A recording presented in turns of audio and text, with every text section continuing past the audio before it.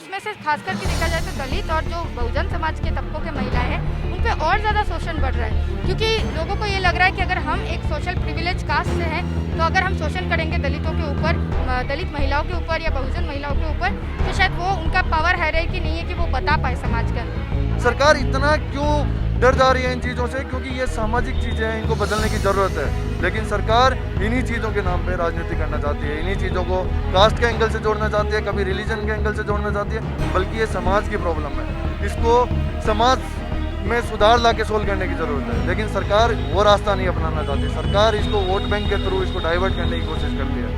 ये सरकार मनुवादी व्यवस्था से संचालित हो रही सरकार है और ये उसी एजेंडे पे काम करते हुए आगे बढ़ते हुए ये सरकार आई है। और इस सरकार ने दोहरे चरित्र के अंदर जनता को धोखा दिया, विकास के नाम पर आए, काला धन को लाने के नाम पर आए, हर साल 2 करोड़ रोजगार देने के नाम पर आए, लेकिन जब ये सत्ता पे काबिज हो गए तो ये अपनी मनुवादी विचारधारा को लागू करना शुरू कर दिए और इस विचारधारा को ये लागू करेंगे और इसी विचारधारा से ये चलेंगे।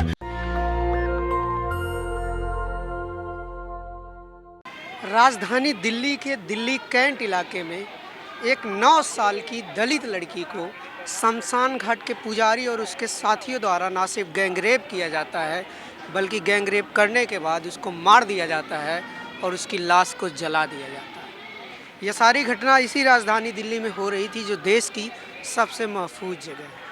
एक दलित लड़की इस दिल्ली में सुरक्षित नहीं है। इसी सब पूरे मामले को लेकर आज यहाँ जंतर मंतर पर तमाम संगठनों ने प्रदर्शन किया। हम इन लोगों से बातचीत करेंगे और जानेंगे कि पूरा मामला क्या है। पूरा मामला क्या है ऐसे?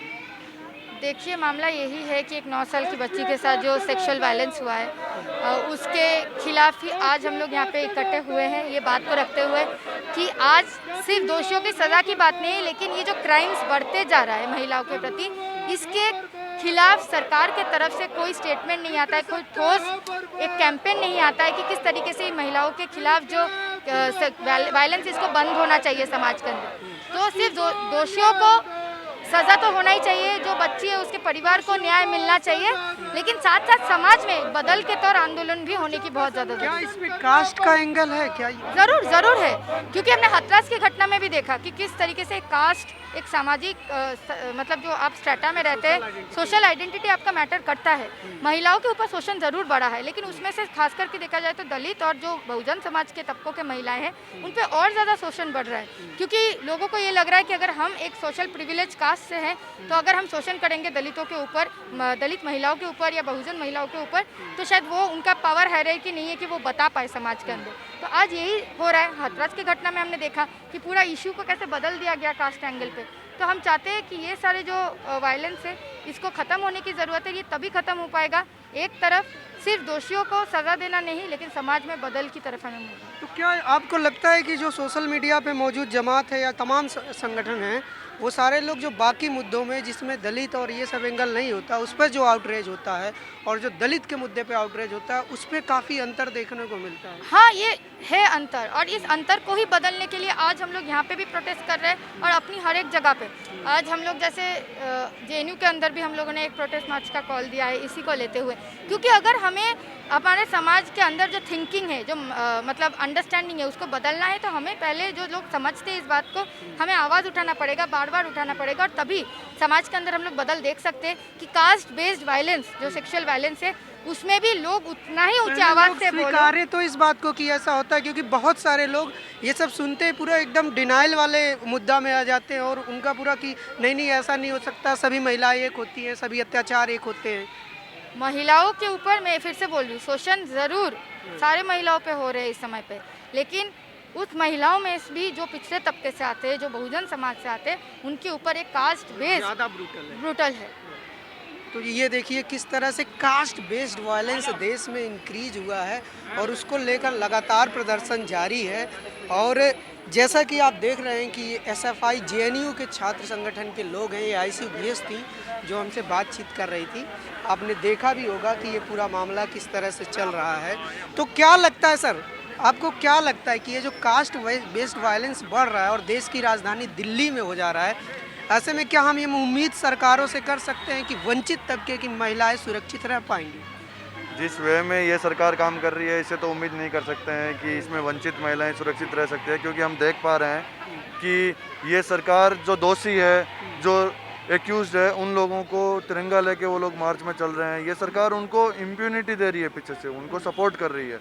आप इस केस को नहीं, तमाम पीछे के केस उठा के देख लीजिए, कैसे हाथरस में इस देश का मीडिया रात भर चलाता रहा और इस देश की जनता रात भर इस चीज़ को देखती रही कि कैसे कानून को बाईपास करके, कैसे कानून को तोड़ के वे सारी चीज़ें की गई जो समाज के अंदर नहीं होनी चाहिए थी। इस सरकार को वहाँ सबसे आगे स्टैंड लेके लड़की के माता पिता के साथ में खड़ा रहना चाहिए था। और हमने देखा उस केस के बाद में भी क्या हुआ, कैसे लोग नेशनल टेलीविज़न पे बोलते रहे कि वो लड़का शामिल था ही नहीं। ये सारी चीज़ें क्यों हो रही है? क्योंकि ये कास्ट को हमें देखना पड़ेगा कि कैसे एक कास्ट है जो जिसके ऊपर ये सारी चीज़ें आसानी से थोपी जा सकती है, कैसे उन्हीं को दोषी ठहराया जा सकता है। तो ये सारी चीज़ें उस वक्त योगी आदित्यनाथ ने कहा था कि फास्ट ट्रैक कोर्ट के जरिए हम मामले की सुनवाई करवाएंगे और जल्द से जल्द सजा देंगे, लेकिन अभी 1 साल पूरा होने को है, अभी तक जो वहाँ का जिला कोर्ट है यानी कि सेशन कोर्ट है, वहाँ से भी फैसला नहीं आया और कुछ पता नहीं चल पा रहा है। ये सब जब कोई इंसिडेंट होता है उस पर बोल दिया जाता है कि फास्ट ट्रैक के थ्रू ये सारी चीज़ें करेंगे, लेकिन हम कहाँ देख पा रहे हैं उस इंसिडेंट को रिपोर्ट तक नहीं किया देने दिया जा रहा था। जब जिस इंसिडेंट को हो रहा था इसमें जिस इंसिडेंट को सरकार रिपोर्ट नहीं करने दे रही है, उस इंसिडेंट में हम कैसे मान सकते हैं सरकार की बात की फास्ट ट्रैक के थ्रू होगा? सरकार इतना क्यों डर जा रही है इन चीज़ों से? क्योंकि ये सामाजिक चीज़ें हैं, इनको बदलने की ज़रूरत है, लेकिन सरकार इन्हीं चीज़ों के नाम पे राजनीति करना चाहती है, इन्हीं चीज़ों को कास्ट के एंगल से जोड़ना चाहती है, कभी रिलीजन के एंगल से जोड़ना चाहती है, बल्कि ये समाज की प्रॉब्लम है, इसको समाज में सुधार ला के सोल्व करने की ज़रूरत है। लेकिन सरकार वो रास्ता नहीं अपनाना चाहती, सरकार इसको वोट बैंक के थ्रू इसको डाइवर्ट करने की कोशिश करती है। ये देखिए, ये पूरा मैटर चल रहा है और किस तरह से देश में दलित बच्चियों के ऊपर लगातार अत्याचार बढ़ रहे हैं। लगातार हमने हाथरस में देखा, हाथरस में आपने देखा होगा कि किस बेरहमी से उस लड़की के साथ गैंग रेप किया गया था और उसके बाद उसकी लाइफ को, उसकी ज़िंदगी को किस तरह से सरकार ने उसको मौत के घाट उतारा था। जी हाँ, मैं कह रहा हूँ सरकार ने, क्योंकि अगर उसको समय पे सही इलाज मिल जाता तो शायद वो जिंदा होती, लेकिन उसको सही इलाज तक नहीं मिला और मरने के बाद उसकी लाश तक उसके घर वालों को नहीं दी गई। ऐसे रवैये वाली सरकारों और इस तरह के प्रशासन वाले लोगों के साथ और ऐसे मानसिकता वाले लोग जब सरकार में बैठे हुए हैं, प्रशासन में बैठे हुए हैं, पुलिस के बड़े बड़े पदों पर हैं, तो जाहिर सी बात है कि न्याय कैसे मिलेगा। पूरे दलित कम्युनिटी में इस बात को लेकर गुस्सा है, इस बात को लेकर एग्रेशन है कि आखिर क्या होगा, कैसे होगा, दलितों का भविष्य कैसा होगा, उनकी बेटियां सुरक्षित कैसी रहेंगी। ये सब पूरा प्रोटेस्ट चल रहा है। अभी ये प्रोटेस्ट लंबा चलने वाला है और देखने वाली बात ये होगी कि सरकार क्या स्टैंड लेती है। फिलहाल दिल्ली कैंट में जो घटना हुई है वहाँ पर लगातार नेताओं का आना जाना लगा हुआ है। सबसे पहले वहाँ पर चंद्रशेखर आज़ाद गए। चंद्रशेखर आज़ाद के जाने के बाद आज राहुल गांधी भी उस परिवार से मिलने गए। सर, आज राहुल गांधी भी दिल्ली कैंट में उस परिवार से मिलने गए, तो आपको लगता है कि राहुल गांधी के मिल लेने से उस परिवार के साथ न्याय हो जाएगा? देखिए, न्याय जो है मिलना और ना मिलना, ये जो व्यवस्था हमारी चल रही है उस व्यवस्था पर निर्भर है। लेकिन जहाँ कहीं भी किसी प्रकार का ऐसी घटना घटती है और उस घटना से जो भी व्यक्ति, चाहे वो राहुल गांधी हो, चाहे वो कोई भी हो, चाहे मेरे जैसा कोई साधारण नागरिक हो, अगर ऐसी घटनाओं से आहत होता है तो उस दुखी परिवार से मिलने जाना एक मानवता का मनुष्य का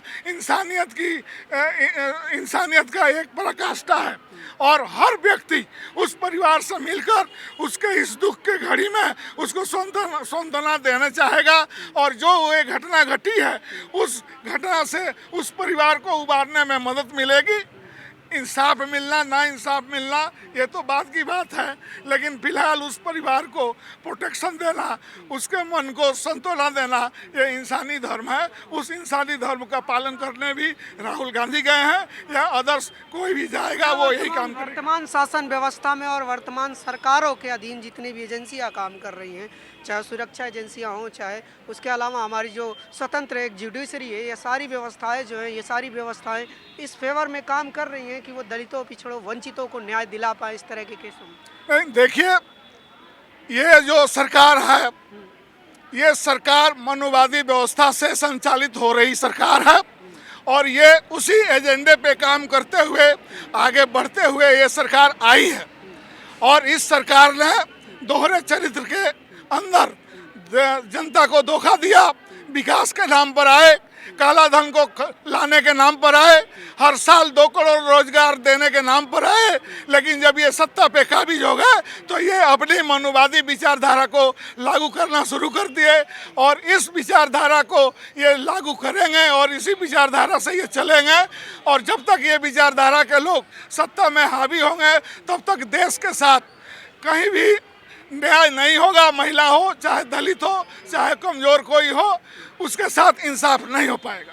देखिए, गौर करने वाली एक बात है कि दिल्ली पुलिस गृह मंत्री अमित शाह के अंतर्गत आती है। वो डायरेक्ट गृह मंत्रालय को रिपोर्ट करती है, यानी कि दिल्ली की कानून व्यवस्था की जिम्मेदारी गृह मंत्री अमित शाह की है। तो जब दिल्ली में इस तरह के केस होते हैं और दिल्ली पुलिस FIR दर्ज करने में आनाकानी करती है, टोटल डिनायन वाले स्थिति में आ जाती है कि नहीं ऐसा तो हुआ ही नहीं होगा, दिल्ली पुलिस पहले से ही ये सब बोल देती है कि ऐसा कुछ हुआ ही नहीं होगा, तो फिर दिल्ली पुलिस जांच कैसे करेगी? आप सोचिए कि अगर किसी अधिकारी को किसी घटना की जांच करने भेजा जाए और वो अधिकारी पहले से ही ये मान के चल रहा हो कि यह घटना हुई ही ना हो, तो उस घटना को लेकर उसकी जांच का जो रिजल्ट होगा वो कैसा होगा? पहले से ही इस मनोदशा में जब जाकर अधिकारी जांच करेगा तो जाहिर सी बात है कि उस घटना की जो जांच रिपोर्ट आएगी वो वास्तविक नहीं होगी, वो वैसी होगी जैसा वो अधिकारी अपने दिमाग में सोचकर गया था। इसीलिए हम कहते हैं कि इलाज सिर्फ कानून बना देने से नहीं होगा, इलाज होगा प्रतिनिधित्व देने से। उस जगह पर उस पूरी केस को एक दलित महिला अधिकारी द्वारा एक दलित जज के अगुवाई में जांच हो, तब पता चलेगा कि दरअसल मामला क्या है। क्योंकि हम देख चुके हैं बहुत सारे केसों में, हाथरस वाले केस में जब भी गैर दलित अधिकारियों ने जांच की और गैर दलित अधिकारियों ने जिम्मा उठाया तो उसका अंजाम हमारे सामने था। हमारी बेटियों को हमारी आंखों के सामने जला दिया गया, पूरी दुनिया के सामने जला दिया गया और हम हाथ पे हाथ रख कर देखते रहे। हम इस सरकार से सिर्फ सवाल पूछते रहे और सरकार हमें बेवकूफ़ बनाती रही। दलित समाज की बेटियों के साथ हो रहे इन लगातार अत्याचारों पर आपकी क्या प्रतिक्रिया है और इन सब का समाधान क्या है और इन सब समाधानों से क्या दलित बेटियां सुरक्षित रह पाएंगी? ये सारे अपने विचार हमें कमेंट सेक्शन में ज़रूर बताएं और ऐसी बहुत सारी अपडेट और ख़बरों के लिए आप जुड़े रहिए हमारे साथ, देखते रहिए नेशनल दस्तक। कैमरामैन आशीष के साथ मैं अनमोल प्रीतम, जंतर मंतर, दिल्ली।